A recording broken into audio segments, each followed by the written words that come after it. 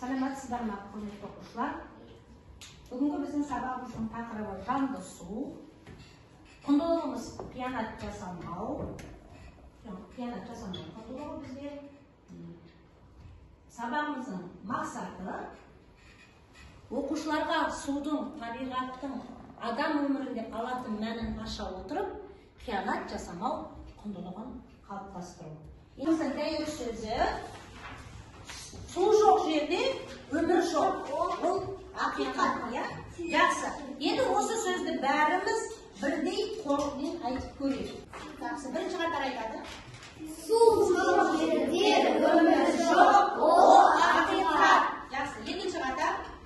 Су жоқ жерде өмір жоқ, ол ақиқат. Жақсы, үшінші қатар.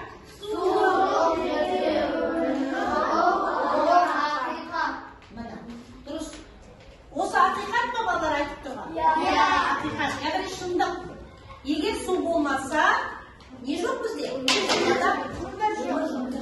Сусыз біздің өміріміз елестете алмаймыз. Су тіршілік көзі ғой. Жақсы.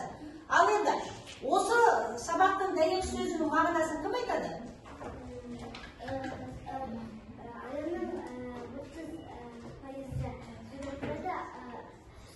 Адам сусын Жақсы, дұрыс айтады. 30% судан тұрады деген айтады. Жақсы. Яғни сусыз, су тіршілік көзі дегендей, яғни сусыз өмір сүре алмайды. Жақсы балалар. Қазір балалар сендердің назарларыңа осы су тіршілік көзі атты бейнефильмді көрулеріңді ұсынамын. Бәріміз экранға қарайық. Русланмын. Мен мектепке жиналғанда, немесе достарыммен далаға ойнауға барғанда, әрдайым өзіммен бірге су алып жүремін. Неліктен екенін білесіңдер ме? Су өте маңызды элемент. Сусыз жер бетінде өмір де болмайды. Біздің организміміз 60%-ға дейін судан тұрады.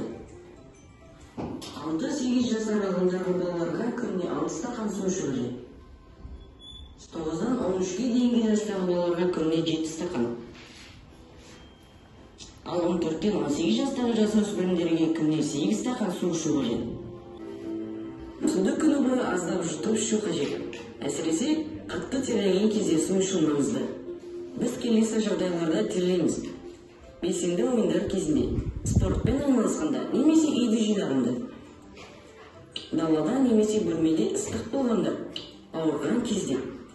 Естеріңде болсын, ыдыстағы суды күнде ауыстыру қажет. Және суды ауыстырған кезде әрдайым ыдысты таза сумен шаю қажет. Менің әрдайым өзімен бірге су алып жүруінің себебі енді түсінікті болады. Суды көп ішу қажет. Сонда денсаулық мықты болады. Міне балалар, көріңдер ғой. Яғни адамның жаңағы суды көп ішуінің себебі. Неге суды біз мектепке алып жүруіміздің себебі, суды жаңағы бейне баяндар. Енді балалар, қазір сендер оқулықтың 124-ші бетін ашыңдар. Аштық па? Сол 124-ші беттің бірінші тапсырмасын қараңдаршы. Қазір тәжірибе жасаймыз. Мынау сендерді 3 топқа бөлдім. Бірінші топ су тобы, екінші топ жер тобы, үшінші топ ауа тобы. Енді қазір су тобы сендер бірінші тапсырманың бірінші тәжірибесін жасайсыңдар. Оқып танысып алыңдар. Қазір оқисыңдар кітаптан. Екінші топ, екінші тәжірибені жасайсыңдар.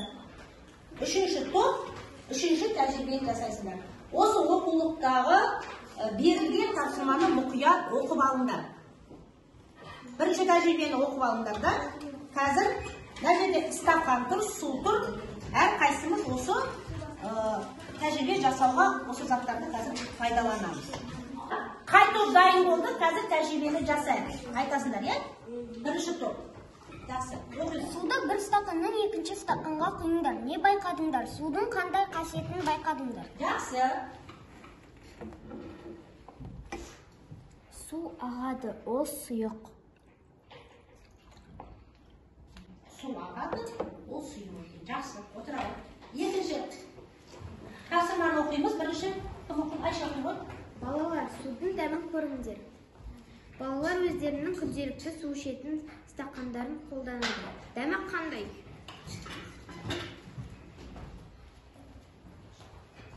судың дәмі жоқ.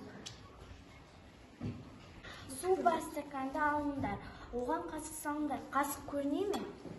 Су мөлдір, қасық көрінеді. Жақсы, рахмет. Жақсы, бұл шапалақтар қалды.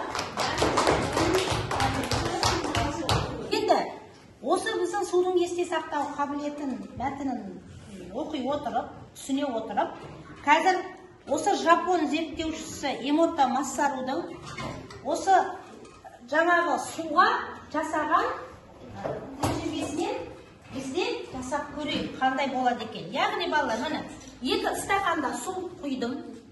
Осы 2 стақандағы бірінші стақанға жағымды сөзді айтамыз, екінші стақанға жағымсыз сөзді айтамыз.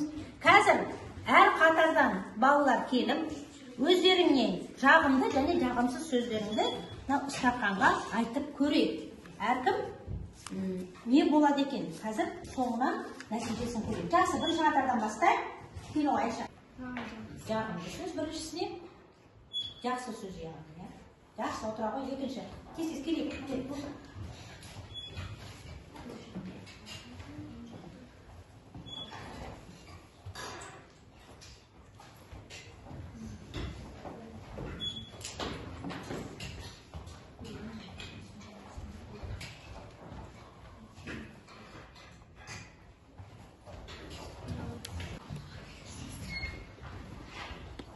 Балалар, міне, осы стақанға міне жаңағы жағымды сөз және жағымсыз сөз.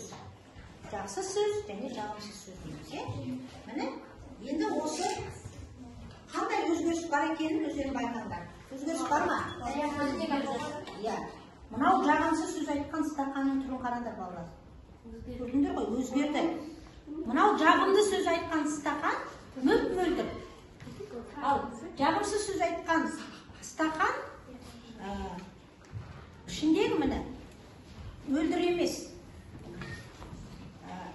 көрінбейді, е? Яғни былайша айтқанда жағымсыз сөз айтқан стақан өзгеріп тұр. Сонда балалар, міне бұдан шығатын қорытынды, яғни біз ойымыз, сөзіміз, ісіміз таза болса, қашанда, е? Мынау бірінші стақан сияқты мөлдір болып, тап-таза болып жүрміз. Егер жағымсыз әрекеттер жасасақ, ойымызбен сөзіміз үйлеспей, ісімізде үйлеспейтін болсақ, мынау екінші стақан сияқты жаңағыдай мөлдір болмаймыз. Яғни, міне көрдіңдер ғой балалар, өмірде де адамзат баласы қашанда ойымыз, сөзіміз, ісіміз бірдей болу керек. Үш топқа бөлінбеген ауа тобы, су тобы және жер тобы болып. Қазір осы су тобы су тіршілік көзі тақырыбында постер жоба қорғайсыңдар, яғни жазасыңдар. Су тобы, су тіршілік көзі. Жер ауа бізге қажет. Ауа бізге қажет.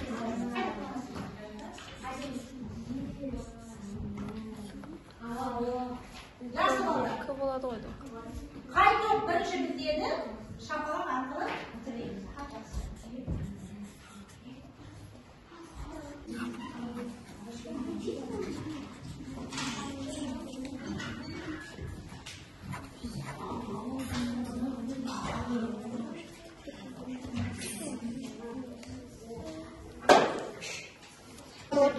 Точка.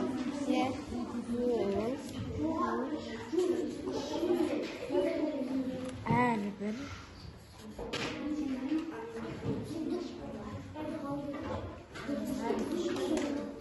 адамның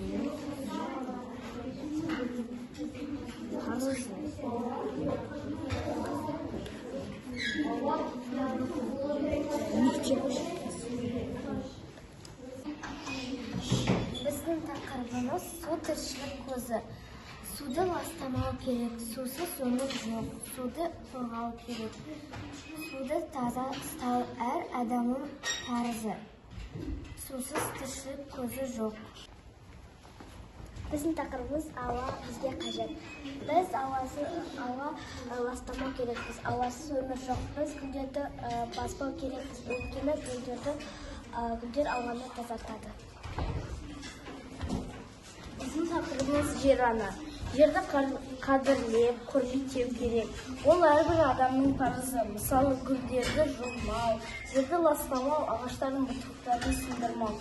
Жер жайлы мекен, жер жамылғы деп бекер айтпаған. Сондықтан балалар жерді құрметтейді. Балалар, осымен біздің бүгінгі сабағымыз аяқталды. Су адамға өте қажет. Су тіршілік көзі деп айтып жатырмыз. Тағы да үйге балалар 29-шы сабақ. Жақсы. Осымен біздің сабағымыз аяқталды. Жақсы, рахмет.